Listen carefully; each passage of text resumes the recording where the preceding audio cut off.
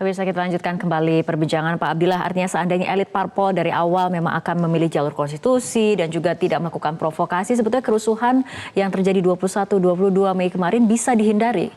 Bukan bisa dihindari, pasti terhindar. Karena kita lihat pertama kali kita melakukan pemilihan presiden secara langsung itu kan di zamannya Pak SBY. 2 kali pemilihan Pak SBY, begitu Pak SBY menunjukkan angka, dan itu dari quick count ya, belum dari hasil akhir ya, bahwa dia unggul, lawan-lawannya sudah memberikan selamat.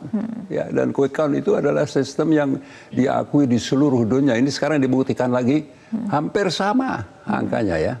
Oke lah, kalau tidak mau quick count, tunggu hasil akhir. Setelah hasil akhir ditentukan oleh KPU, maka seharusnya mereka legawa, kan, memberikan selamat.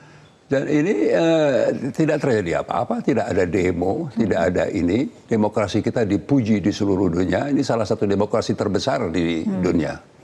Dan juga tersulit ya di dalam melaksanakan pemilu karena ada lebih dari 10.000 pulau dan sebagainya. Artinya memang dibutuhkan sikap yang satria seperti itu ya? Jelas, sikap yang kesatria. Saya katakan bahwa orang-orang yang memprotes sekarang ini di luar jalur yang ada, di luar jalur KPU, Mahkamah Konstitusi dan sebagainya, ini adalah pecundang.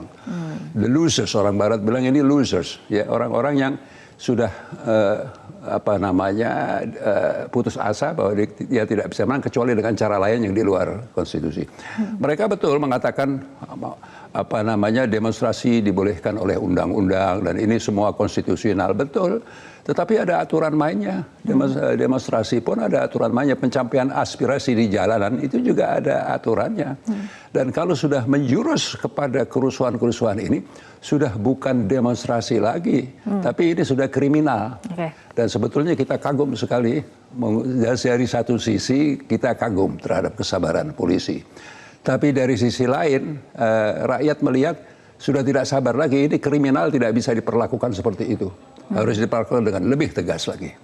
Oke. Nah, kembali kepada bagaimana sekarang sikap polisi saat ini memang sedang mengusut dalang dan juga penyandang dana. Artinya siapapun yang bertanggung jawab, menurut Anda kemudian harus dibawa ke ranah hukum, ditegakkan hukum atau seperti apa? Kalau ada bukti-bukti cukup ya bahwa mereka yang mengkondisikan, memprovokasi dan sebagainya, pasti harus dibawa ke ranah hukum. Karena kita ingin menjaga demokrasi kita. Demokrasi dan hukum itu bersamaan ya.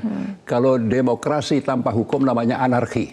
Tapi kalau hukum tanpa demokrasi itu namanya otoriter ya. Jadi harus ada demokrasi, ada hukum.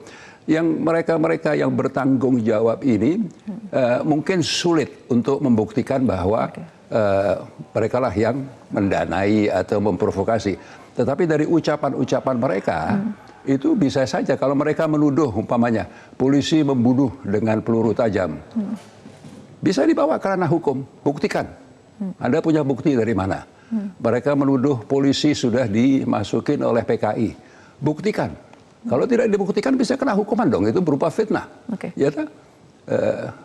Nama baik polisi kan kasihan sekali posisinya sudah bekerja keras begitu dikatakan demikian. Oke, kita harapkan tapi setelah kejadian kemarin suasana di Indonesia kembali kondusif dan kemudian semua elemen bersatu untuk nantinya kita mengikuti tahapan berikutnya adalah mungkin gugatan ke MK dan bagaimana kemudian penetapan pemenang Pilpres nanti akan diumumkan seperti itu ya. Itu yang paling penting, ada persatuan di negeri ini dan saya kira ini pekerjaan rumah yang nanti masih panjang oleh pemerintah untuk membangun kembali kebersamaan di antara bangsa Indonesia dan menyelamatkan demokrasi kita. Oke.